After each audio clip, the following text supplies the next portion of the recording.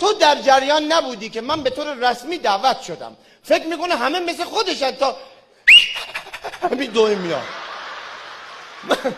من تا دعوت داشتم جایی نمیرم. من چجوری میدوام میام؟ دوست داشتی؟ آره میخوام نژادش چیه؟ چی؟ نژادش میخوام چیه؟ نژادت نمیدونی؟ مثلا تو رو کار دادن اینجوری میکنن.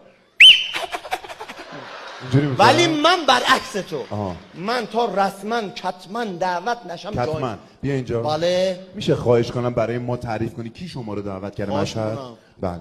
وقت داری؟ ما تا صبح وقت داریم. وای چقدر وقت داری؟ آقا وقت داریم. بله از کجاش بگم؟ از اول با جزئیات.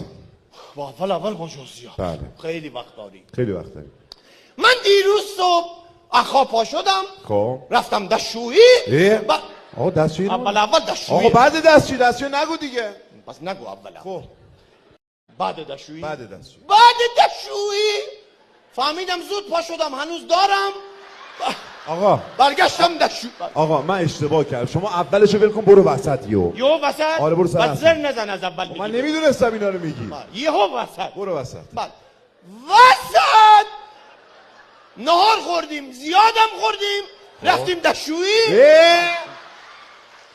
آقا این جاهایی که تو میگی دستشویی. آقا نباید تو جمعه بگی دستشویی. آفرین. ببین با تمام بی‌عقلیت اولین بار حرف درست زدی. چرا؟ من نباید بگم دستشویی. والا الان میگم دستشویی. خب اینا میفهمن ما به دستشویی هم علاقه داریم. میزنن دستشویی هم فیلتر میکنن. یعنی چی؟ بعد فکر کن فردا دستشویی گرفته داری میترکی. اول باید بدوی بری فیلتر شکن نفت که واشه بری داخل. آقا بیا اینجا.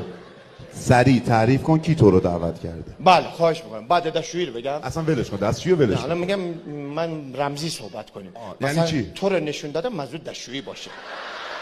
بذار میخوام حرفت گوش کنم. نه دیگه بیا خودگذشتگی کن. باش. بله. خدمت شما عرض کنم اخا پا شدم. بعد رفتم اینجا. از اینجا که داره سرشم تکون میده فکر کنم فرنگیز شل شده. بعد اومدم بیرون.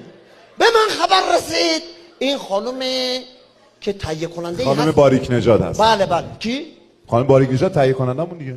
باریک نژاد؟ آره دیگه باریک نژاد. والا من 8 سال با این خانم درگیرم. این باریک نژاد نیست. چرا دیگه؟ اینی که من دیدم کلوف نژاد بود. من باریک نژاد. آقا فامیلش باریک نژاده. فامیلش باریکه. بله. خودش کلفته.